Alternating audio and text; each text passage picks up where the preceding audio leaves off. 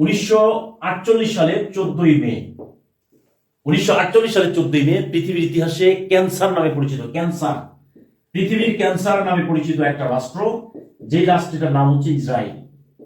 এই ইসরায়েল রাষ্ট্র প্রতিষ্ঠিত হয় 1948 সালের 14ই মে, এবং এটা একটা নীতির উপর ভিত্তি করে প্রতিষ্ঠিত হয়েছে। সেই নীতিটার নাম হচ্ছে বেলফোর নীতি বা বেলফোর ঘোষণা। এই যে বেলফোর ঘোষণাটা আসলে কি? বেলফোর ঘোষণাটা হচ্ছে, আমরা জানি 1914 থেকে 1918 সালের মধ্যে প্রথম বিশ্বযুদ্ধ হয়েছিল। বিশ্বযুদ্ধ এই যে প্রথম বিশ্বযুদ্ধ হয়েছিল 1914 থেকে 18, এই সময়ের মধ্যে দুইটা পক্ষ ছিল। একটা হচ্ছে অক্ষ শক্তি, একটা কি শক্তি? অক্ষ শক্তি। আর একটা হচ্ছে মিত্র শক্তি। তাহলে মিত্র শক্তি কারা কারা ছিল আর অক্ষ শক্তি কারা কারা ছিল? এই অক্ষ শক্তির দেশ ছিল 5টা। এক নম্বর হচ্ছে অস্ট্রিয়া, 2 নম্বর হচ্ছে জার্মানি, 3 নম্বর হচ্ছে তুরস্ক, 4 নম্বর হচ্ছে হাঙ্গেরি, এবং এই 5 নম্বর হচ্ছে বুলগেরিয়া। এই 5টা দেশ ছিল হচ্ছে অক্ষ শক্তির মধ্যে। এবং মিত্র শক্তি, এই 5টা দেশ বাদ দিয়ে পৃথিবীতে যতগুলো দেশ ছিল এরা ছিল মিত্র শক্তির মধ্যে। কিসের মধ্যে মিত্র শক্তি? বিশেষ করে ইউএসএ, ইউকে, তারপর হচ্ছে ফ্রান্স, তারপর হচ্ছে রাশিয়া। এই যে দেশগুলো, এই দেশগুলোর মধ্যে যখন যুদ্ধটা শুরু হয়, প্রথম বিশ্বযুদ্ধ, এই যুদ্ধে অক্ষ শক্তি বিশেষ করে জার্মানি এবং তুরস্কের আক্রমণের ফলে মিত্র শক্তি প্রায় দিশেহারা। ঠিক এই সময় তারা পৃথিবীর বিভিন্ন জায়গা থেকে, বিভিন্ন জাতির কাছ থেকে তারা সাহায্য চেয়েছিল। এরকম একটা জাতি হচ্ছে হিব্রু জাতি। তাহলে হিব্রুটা আসছিল হাবেরু থেকে। এই হাবেরু শব্দের অর্থ হলো যাযাবর।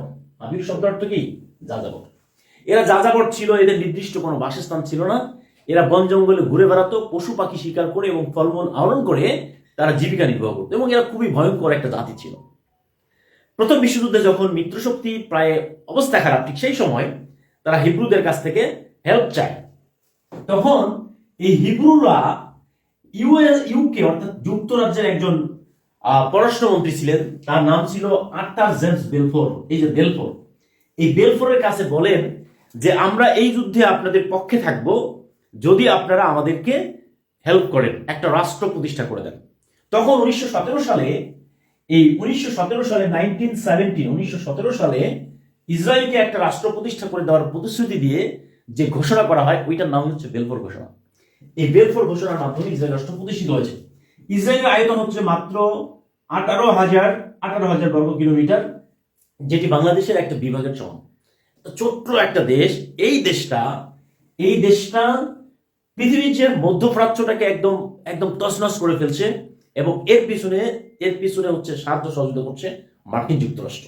এবং মার্কিন যুক্তরাষ্ট্রের যে ফরেন পলিসির মূল কাজটাই হচ্ছে মধ্যপ্রাচ্যকে কি করা? একদম উত্তপ্ত করে ফেলা। এবং এখানে এই যে ইসরায়েল ফিলিস্তিনের মাটি দখল করে কিন্তু ইসরায়েল রাষ্ট্র প্রতিষ্ঠিত হয়েছে। ফিলিস্তিনের মাটি দখল করে ইসরায়েল রাষ্ট্র প্রতিষ্ঠিত হয়েছে। এখন পর্যন্ত 50 বারের বেশি সময়ে ফিলিস্তিন তাদের স্বীকৃতির জন্য জাতিসংঘের কাছে আবেদন করেছে। প্রত্যেকবারই মার্কিন যুক্তরাষ্ট্র ভেটো দিয়েছে। এবং এটি কিন্তু খুব চারটিখানি কথা না। এবং মধ্যপ্রাচ্যের এই জায়গায় এই যে জেরুজালেম, এখানে কি আছে? এখানে একটা জেরুজালেম শহর আছে।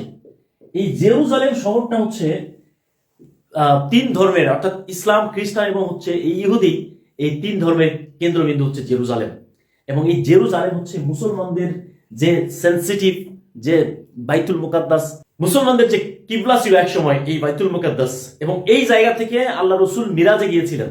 সূরা বানী ইসরাইল, এবং এখানে একটি আয়াত আল্লাহ তাআলা নাযিল করেছেন, সুবহানাল্লাযী আসরা বিআবদিহি লাইলাম মিনাল মাসজিদিল হারাম ইলাল মাসজিদিল আকসা আল্লাযী বারাকনা হাওলাহু লিনুরিয়াহু মিন আয়াতিনা ইন্নাহু হুয়াস সামিউল বাসীর। এইখান থেকে আল্লাহ রসুল মিরাজে গিয়েছিলেন, এই পবিত্র বাইতুল মুকাদ্দাস থেকে, এই জায়গা থেকে। কিন্তু